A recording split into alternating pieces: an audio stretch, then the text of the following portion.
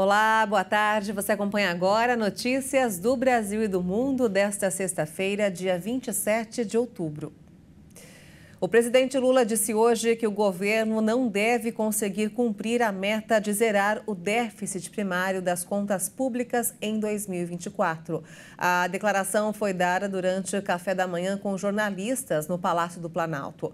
A promessa de controlar a trajetória da dívida pública e zerar o déficit fiscal são tidas como fundamentais para que o mercado financeiro mantenha aí a confiança na ideia da nova regra fiscal e no compromisso do governo federal com o ajuste das contas públicas. Até agora, a estratégia da equipe econômica foi tentar encaminhar projetos que tivessem impacto positivo na arrecadação, mas que fossem de menor complexidade.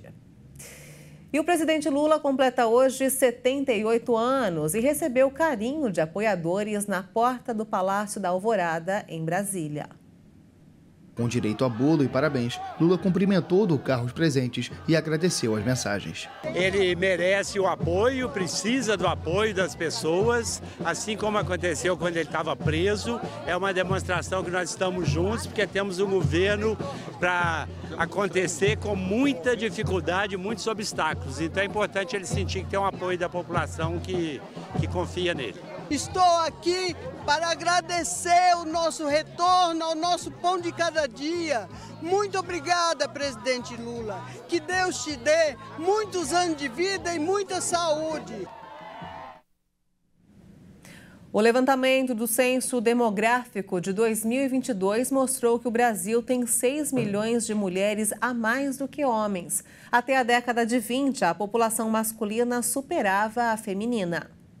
A população brasileira é formada por 104 milhões e meio de mulheres e 98 milhões e meio de homens.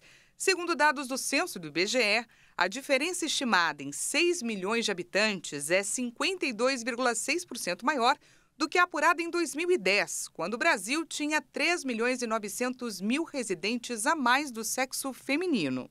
A evolução confirma a tendência observada desde o censo de 1940, quando a população feminina já superava a masculina. O relatório anterior, coletado em 1920, mostrava que existiam 250 mil homens a mais do que mulheres no Brasil. Com os aumentos, é possível também identificar que a diferença disparou 1.152% desde 1970, ao passar de 480 mil para os atuais 6 milhões e 15 mil. Na época, o país era habitado por 46 milhões e 800 mil mulheres e 46 milhões e 300 mil homens. De acordo com o censo, todas as grandes regiões mantêm a tendência de redução no número de homens ao longo dos anos. Mas o norte do país apresentou em 2022, pela primeira vez, uma população masculina menor do que a feminina. Já o sudeste se manteve com a menor proporção desde o ano 2000.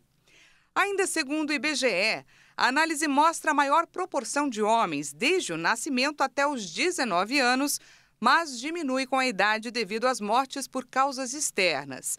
A partir do grupo etário de 25 a 29 anos, a população feminina se torna majoritária em todas as regiões.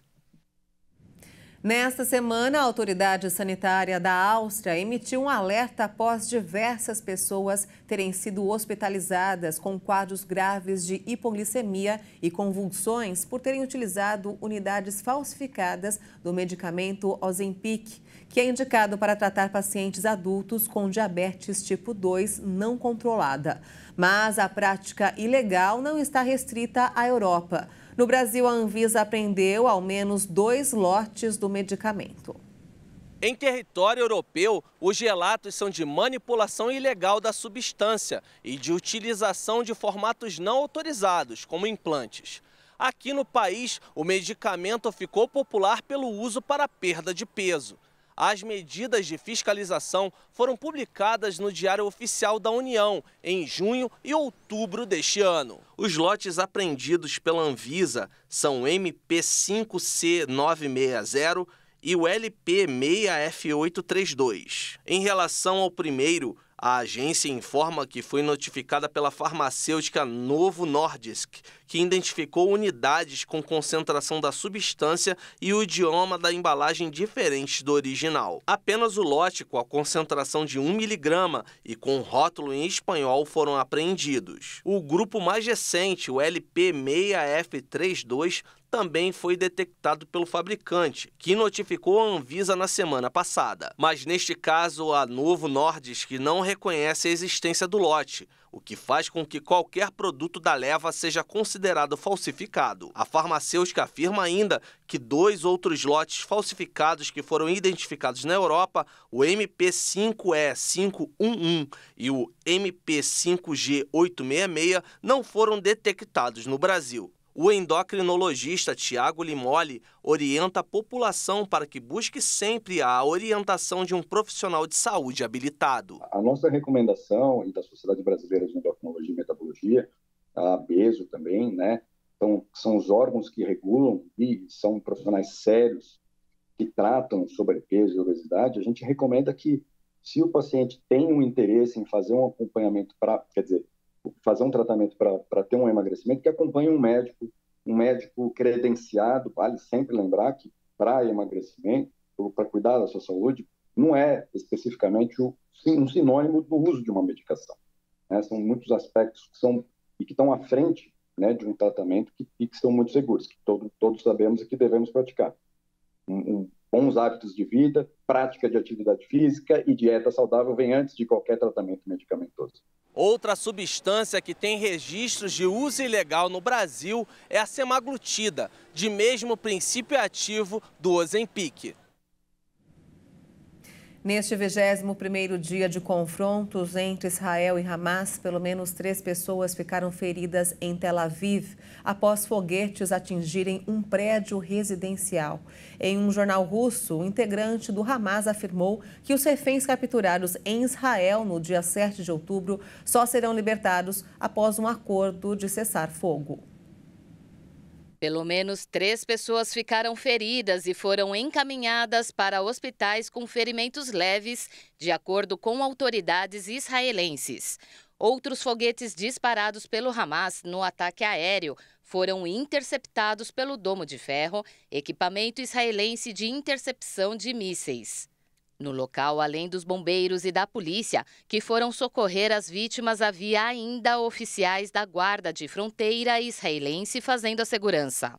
A orientação da Defesa Civil é de que não haja aglomerações em torno do local atacado para evitar que, em caso de novos disparos, novas vítimas sejam atingidas.